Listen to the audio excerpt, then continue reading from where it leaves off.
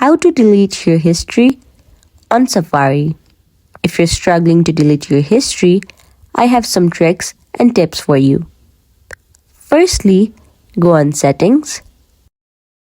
Now scroll down on your screen and find the app called Safari. After you find Safari, tap on it and scroll down again until you find the option called Clear History and Website Data. Tap on it, and once you tap, you can choose the option that you want to delete. I am tapping on All History.